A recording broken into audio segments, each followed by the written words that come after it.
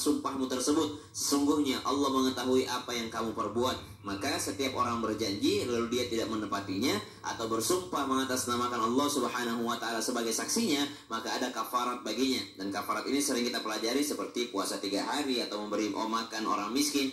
Maka subhanallah, tidak sembarangan orang bisa berjanji dan tidak sembarangan orang bisa mengingkari ataupun menyalahi janjinya. Tapi yang akan kita bahas adalah ketika seorang tidak memenuhi janjinya, apakah dia perlahan-lahan membuat nikmat yang telah Allah berikan kepadanya dicabut? Maka jawabannya iya.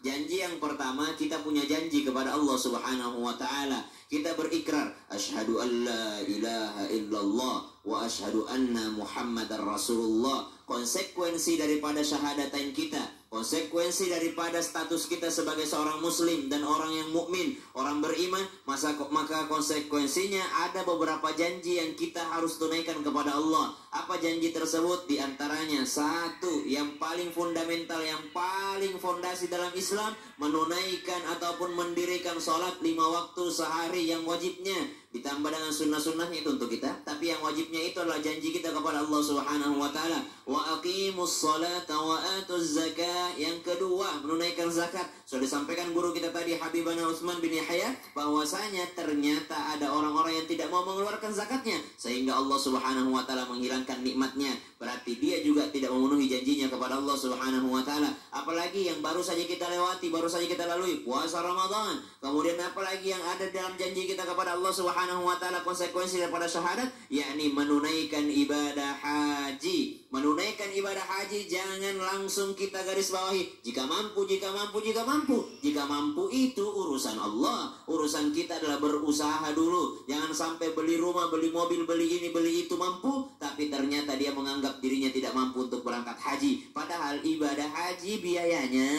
tidak sebanyak dengan beli rumah di ibu kota. Ibadah haji itu biayanya di bawahnya beli rumah. Ibadah haji itu di bawahnya beli mobil mewah. Maka jangan sampai mengatasnamakan diri kita tidak mampu padahal kita sedang menyalahi janji kepada Allah Subhanahu wa taala. Belum lagi janji kepada manusia. Kita punya janji kepada beberapa manusia, di antaranya guru-guru kita, orang tua kita, saudara kita, istri kita.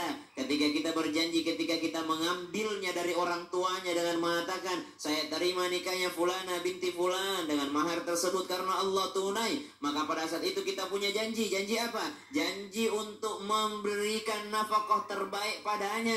Bahkan janji tersebut tercatat di dalam buku nikah dengan sebutan sigat ta'liq. Kita punya janji di hadapan Allah Subhanahu wa taala, mitsaqan ghalidha. Siapa yang mengkhianati janji tersebut, menyia-nyiakan amanahnya, maka Allah akan mencabut nikmatnya dari orang ini, baik itu nikmat di dunia ataupun nikmat di akhirat. Baik itu nikmat secara kasat mata ataupun nikmat ibadah yang dihilangkan. Ini bayangin kalau nikmat ibadah sudah tidak ada, lagi sholat nggak bisa khusyuk, ngaji tidak ada enak-enaknya. Subhanallah, ketika diperiksa sama Allah, wih, ini orang banyak sekali kiraatnya ketika hidup di dunia. Waktu Ramadan kemarin kiraatnya banyak sekali. Ternyata para malaikat bukan kiraat Quran ya Allah, tapi kiraat status. Lebih banyak baca status dibanding baca Quran. Iya, Qurannya